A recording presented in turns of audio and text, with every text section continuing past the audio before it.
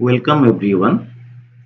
In this lecture of statistical mechanics, we will learn about the basic concept of the statistical mechanics and about the macrostates and microstates.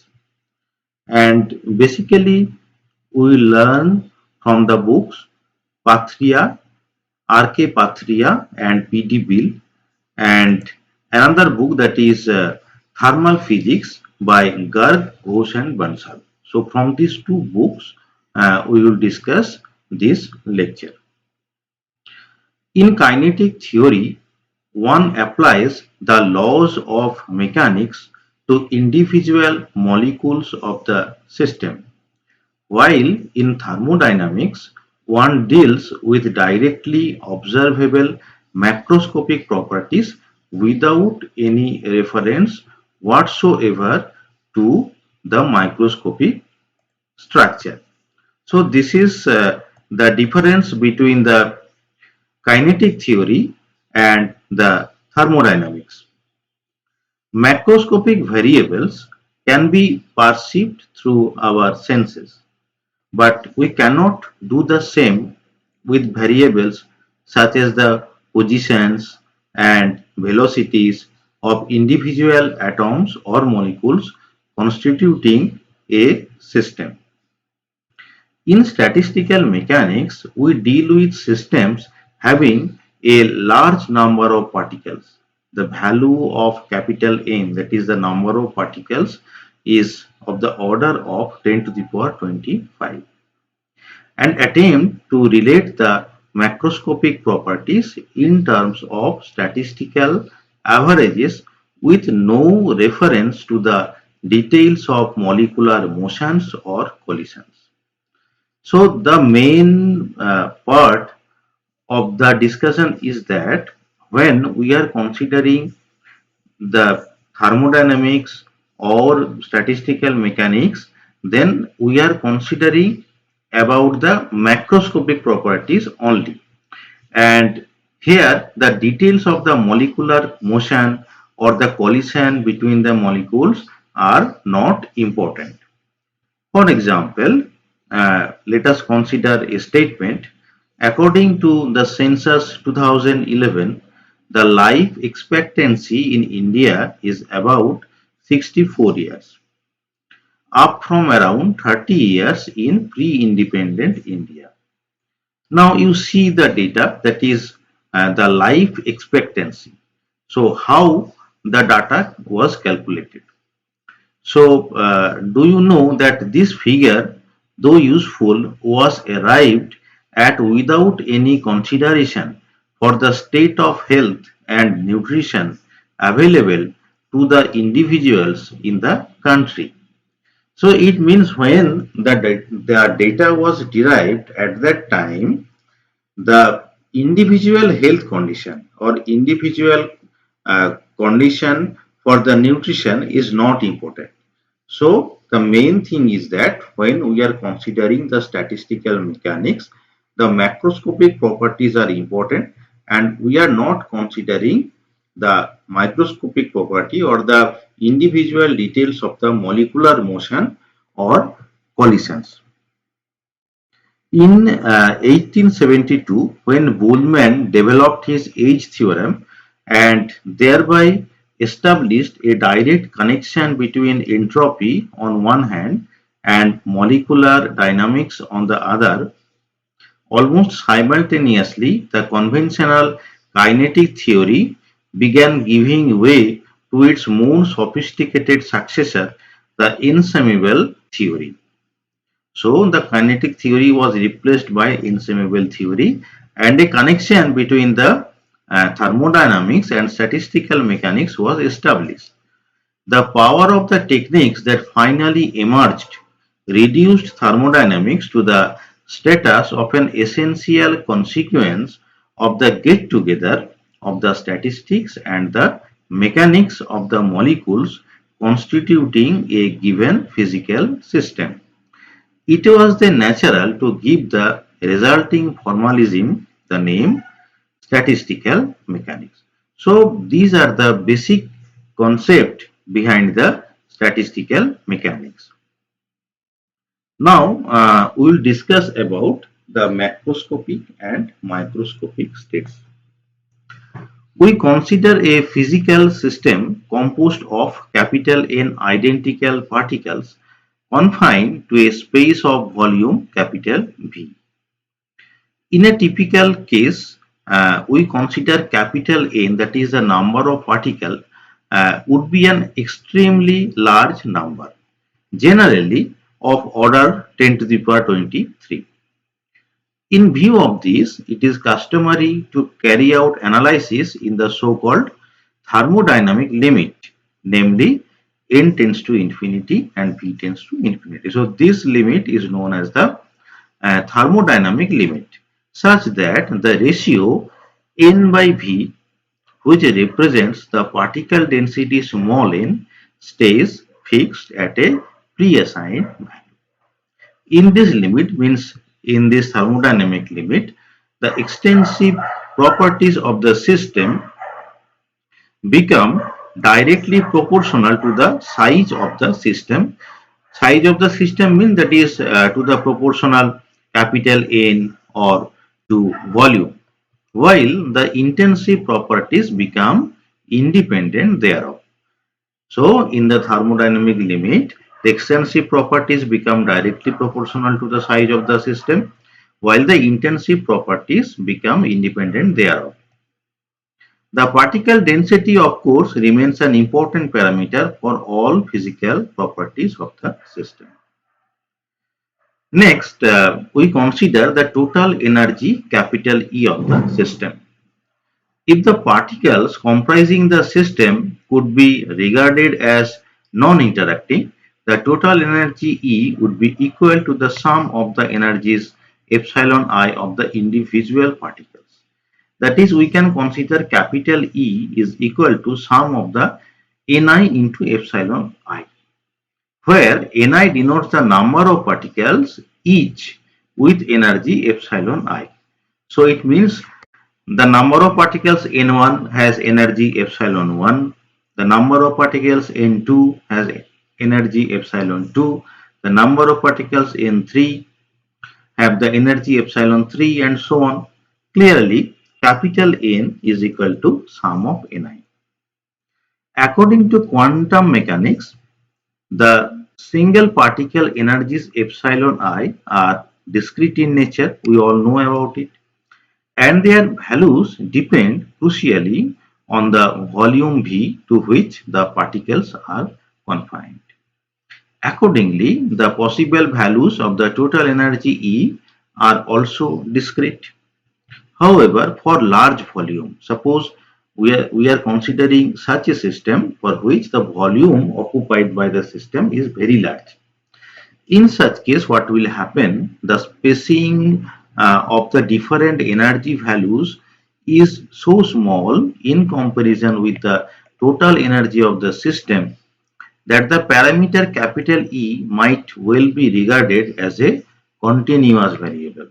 This would be true even if the particles were mutually interacting.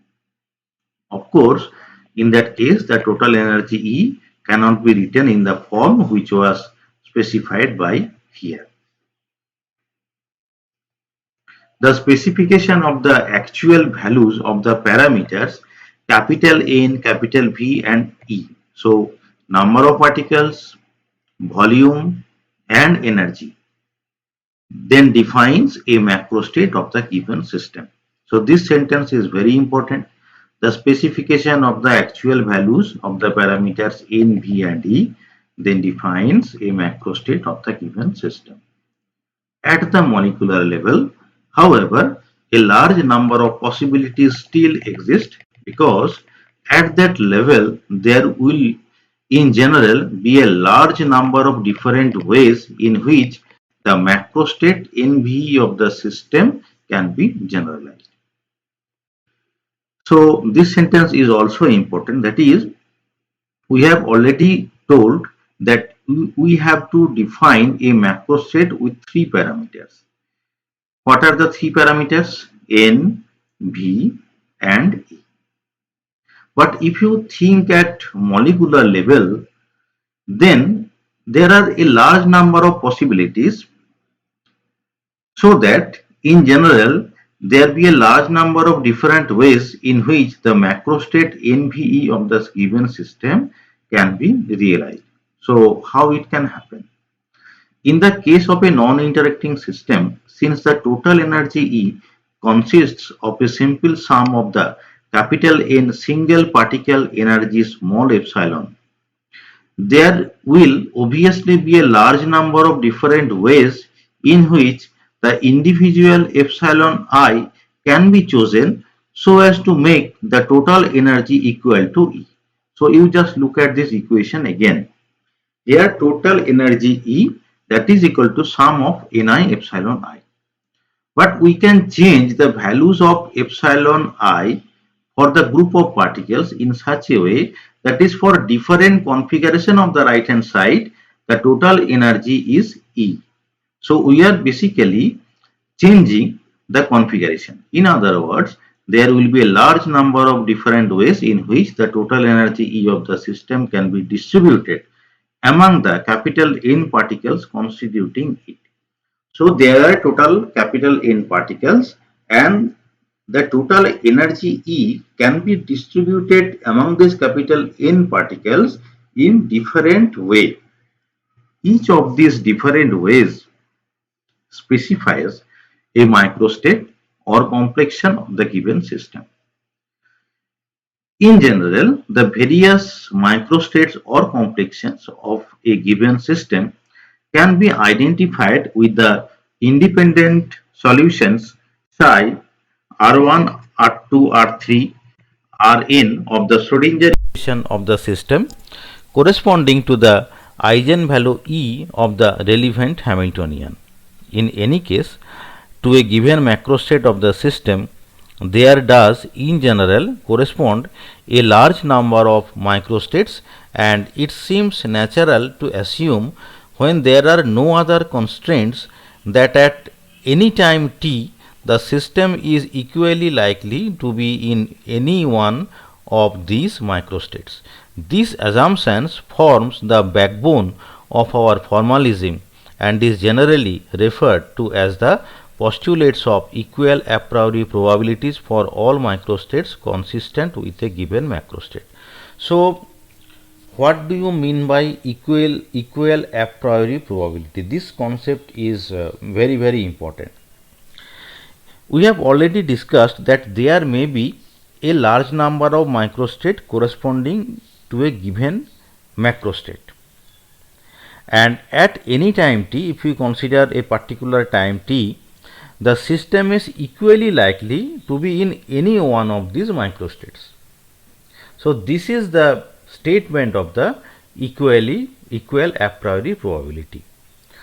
The actual number of all possible microstates will of course be a function of n, v and e, and may be denoted by the symbol capital omega. So if we calculate the total number of microstates for the system, then this total number of microstates can be denoted by a symbol capital omega. So you see that capital omega depends on n, v and e, as we are defining the macrostates by these three parameters. The dependence on volume comes in because the possible values epsilon I of the single particle energy epsilon are themselves a function of the volume, and it is from the magnitude of the number omega, that is if we are able to calculate the value of omega, and from its dependence on the parameters n, v, e and e, complete thermodynamics of the given system can be derived. This sentence is very important. That is, what is omega? Omega is the total number of microstates, and from the dependence of omega on the parameters n, v and e, we can derive the complete thermodynamics. We will discuss in the next lecture, that is how it is possible. But in the second part of the lecture, we will discuss about the concept of the macrostate and microstate in some more details.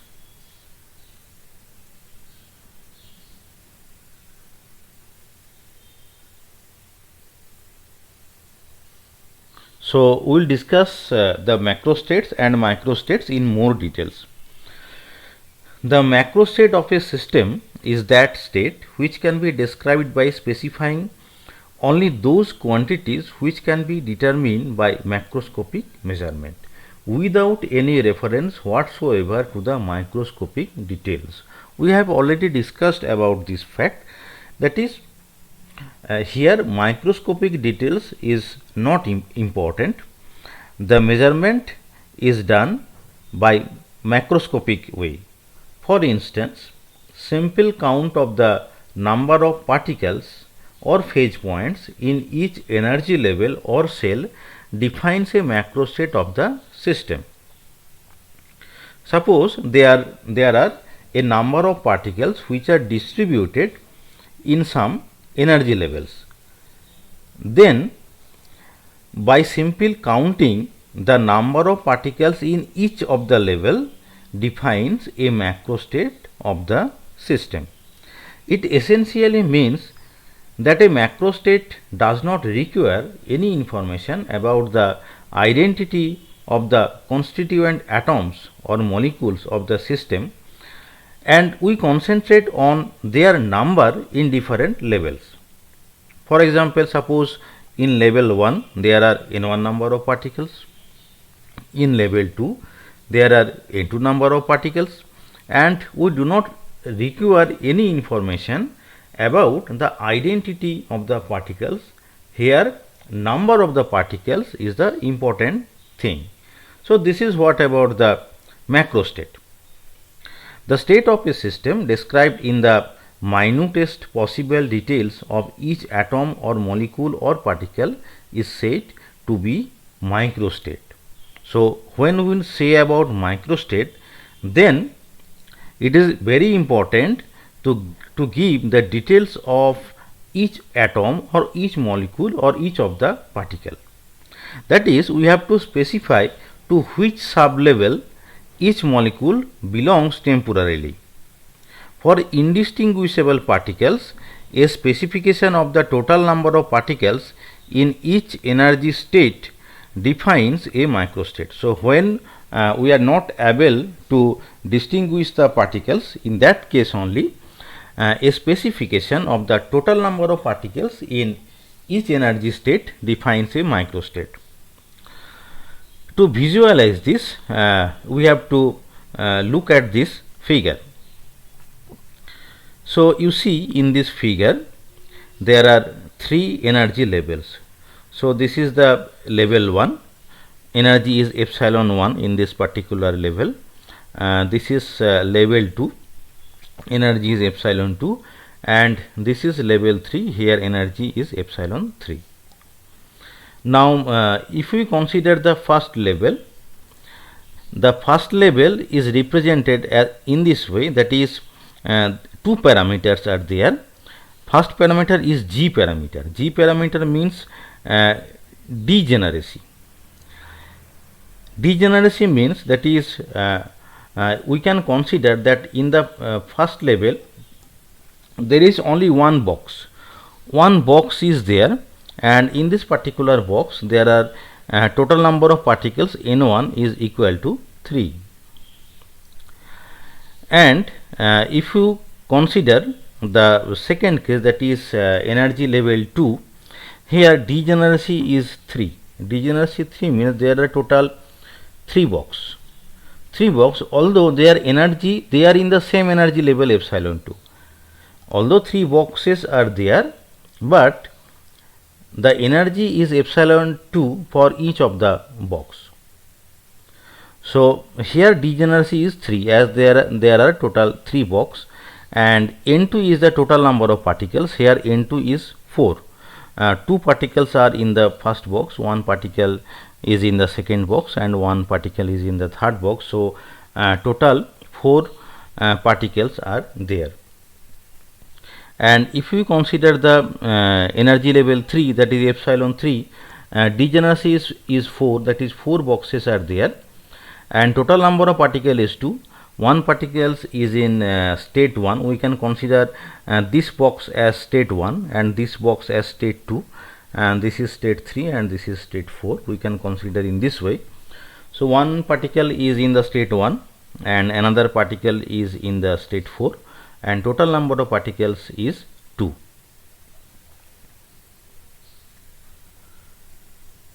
So suppose the particles are indistinguishable and we first concentrate on level 3. Indistinguishable means that is it is not possible to distinguish each of the particles. Then we say that the particles are indistinguishable in nature. Now if we look at the level 3, the microstate of the assembly is specified by saying that there is one particle in state 1 as well as in state 4, and there is no particles in state 2 and 3. You see that there are no particles in state 2 and 3 for the energy level epsilon 3. So when we are considering the microstates, then we will say that there is one particle is in state 1 as well as one particle in state 4, and there is no particle in state 2 and 3. In level 2, there are two particles in state 1 and one particles in each of the states 2 and 3. So you see that in level 2, two particles are in level 1 and one particle is in level 2 and one particle is in level 3 and no particle in level 4. So in this way we can demonstrate about the microstate. If one or both the particles in level 3 were in states other than 1 and 4, the microstate would have been different, but the macrostate would be unchanged since total number of particle in 3 is equal to 2. This is very important. That is, you see the level 3 again. So in level 3, one particle is in level energy state 1 and another particle is in the energy state 4. Suppose we are changing the state. Suppose we are moving this particular particle to the energy state 2. Then what will happen? The pattern of the microstates will change in that case. But the macrostate is unchanged, because when we are saying about macrostate, then we will say that the total number of particles is 2.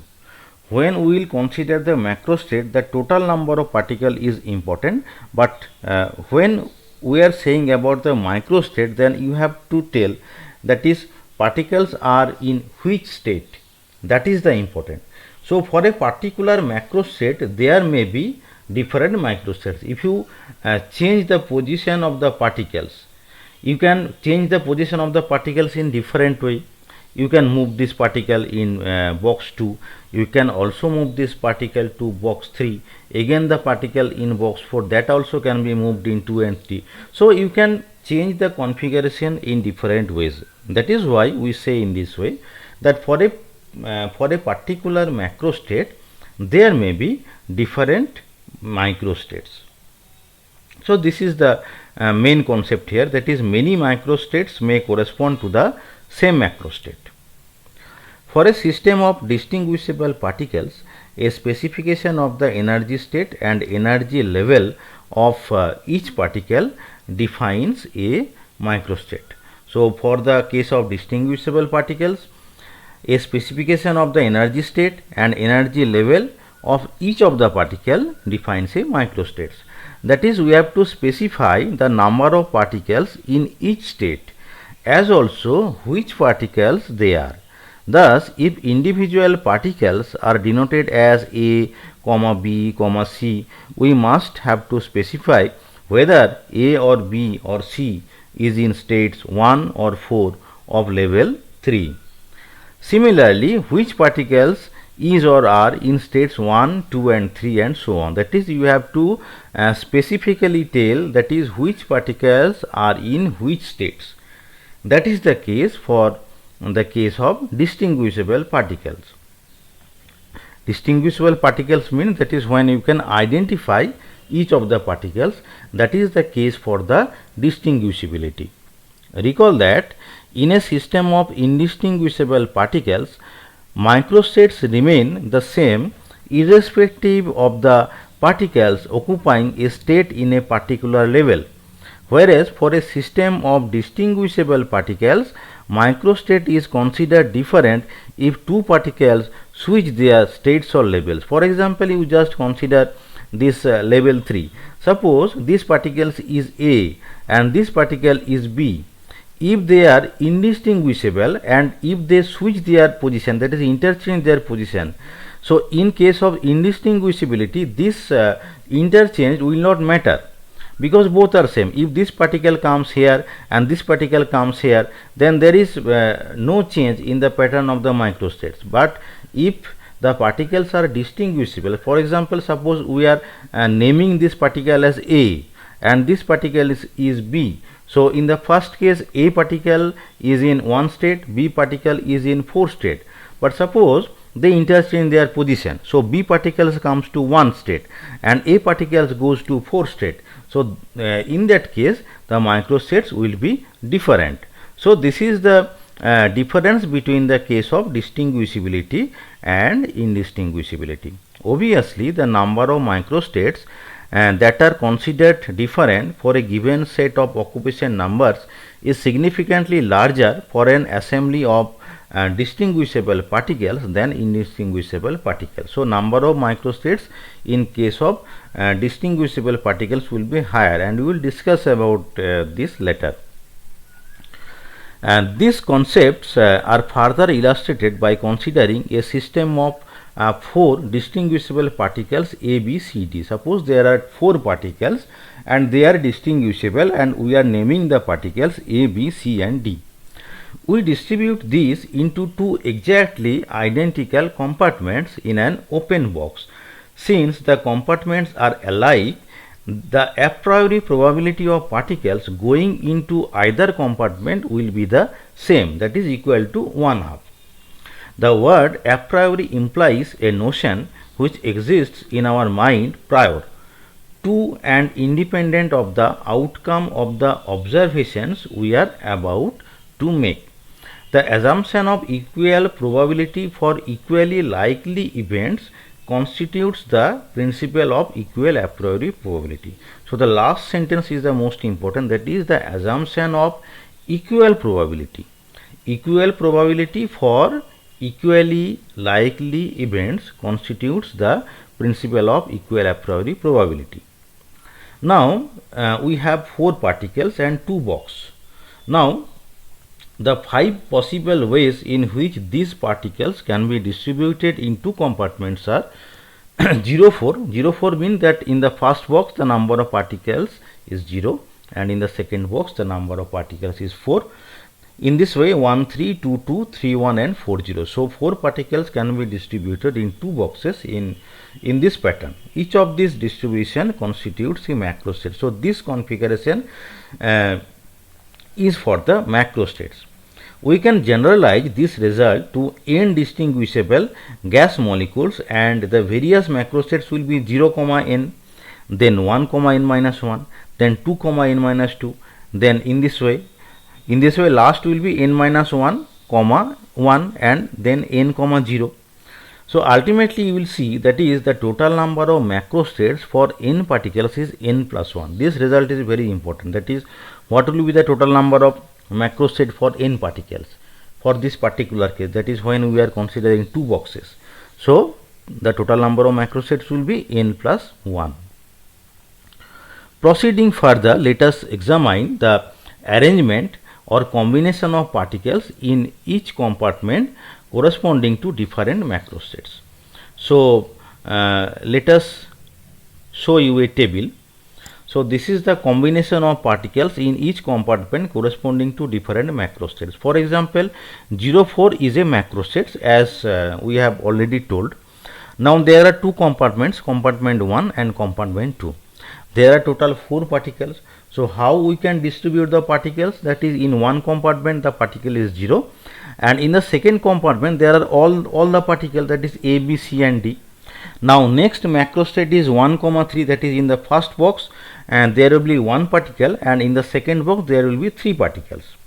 So how this particular macrostate can be distributed in different microstates. You see, that is, in the first box there may be a particle, and in the second box B, C, D are there. Next, in the first box there is B, and in the second box there is C, D, A. Next, in the first box there is C, and in the second box D, A, B. Next, in the first box there is D, and in the second box A, B, C. So this 1 3 macrostate can be further be separated in this total 4 microstates. So here number of microstates is 4. So similarly, we can also categorize this 2 2 macrostate, this 3 1 macrostate in these microstates. So then we will see, that is, for 2 2 macrostate there will be total 6 number of microstates, and for 3 1 macrostate, 3 1 and 1 3 are same, that is total 4 microstates, and 4 0 and 0 4 is also same, that is total 1 microstate. So in this way a particular macrostate can be differentiated into different number of microstates. So a given macrostate may consist of a number of microstates. The total number of microstates when 4 particles are to be distributed in 2 identical compartments is 16. That is, if you add them up, 1 4 6 4 and 1, it will give you 16, that is 2 to the power 4. So this is the general formula. For n distinguishable gas molecules, the number of microstates will be 2 to the power n. And another thing is there, that is, suppose